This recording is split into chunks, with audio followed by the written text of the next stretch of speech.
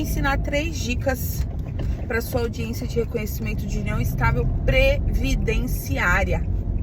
Tô no carro, indo pra academia, então vai ficar nesse formato aqui, tá bom? Quando a gente fala de audiência de união estável, a gente tem que ter uma coerência muito fática entre uma testemunha e outra, tá? E o lapso temporal e essa história desse casal que você vai reconhecer também precisa ser muito bem analisada e entendida. Então, a primeira dica que eu tenho para você é: quando você for entender, for conversar com essa pessoa, com o viúvo, você tem, viúvo assim, né? Que volta ao estado civil de solteiro, mas você tem que entender essa história com datas. Obviamente que não são datas precisas, tá? Mas tem que entender o mês e o ano, mais ou menos, quem estava perto, como eles se apresentavam, onde moravam, porque tem muito juiz que pergunta para testemunha onde eles moravam, quanto tempo estavam juntos, e principalmente como eles se apresentavam para os vizinhos, para o pessoal ali, como eles se apresentavam. Se apresentavam como amigos, colegas. Já tive caso assim de se apresentar como amigos, casal homoafetivo mais velho, né? Mas se apresentavam como um casal de fato. Hoje em dia as pessoas já... Eita, gente, para de chacoalhar. As pessoas já entendem como funciona a união estável. Então falar, eu tenho uma união estável, isso não interessa, mas tendo que se apresentar como esse casal junto, com o intuito de constituir família. Segunda coisa que vocês precisam entender: a gente nunca vai de mão vazia para uma audiência.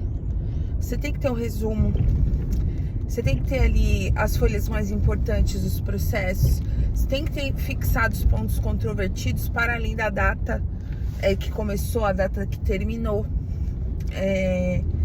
Então, às vezes tem processo de união estável mais complexo. Esses dias eu tive uma que eu tive que comprovar que, por motivo de força maior, caso fortuito, ela não tinha mais início de prova material, né? Então, é assim que a gente tem que ir trabalhando. Vamos entender. E ainda nesse resumo, você tem que ter todas as perguntas que você vai fazer, cara. Óbvio que podem surgir ali umas no meio, depois você conversa com a testemunha, tudo mais. Vão surgindo e aí você leva num papel, num celular, a letra é pequena pra mim, mas você tem que levar. E terceiro, precisa conversar com as partes e com as testemunhas. Precisa conversar com aquele requerente da pensão, para comprovar ali a união estável. Você tem que conversar antes e entender o que cada um sabe, como essas pessoas respondem as questões, tá? Porque isso influencia muito. Às vezes a pessoa tem vergonha ali, ou tá se sentindo coibida, ou não quer se comprometer, porque tem gente que não quer se comprometer, fica, acho que era. Olha, dentro da casa deles eu não sabia não, viu? Mas acho que era. Você já nem escuta, você vai pro próximo ponto, tá bom? Você vai pra próxima pessoa.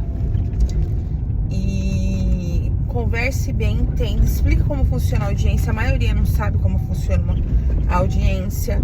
Então, explicar, olha, o juiz vai falar isso, vai perguntar se você é amiga da parte, se você tá falando... se você mentir, isso aqui, pra pessoa não se assustar na hora, porque às vezes assusta, tá?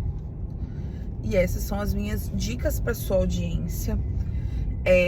Que a audiência é um dos atos mais solenes assim, da advocacia. Então não tenha medo de juiz, não tenha medo do procurador do INSS. Bate no peito e vai. E aproveita Black Friday, 30% em todos os cursos para sua atuação prática da sua advocacia, tá bom?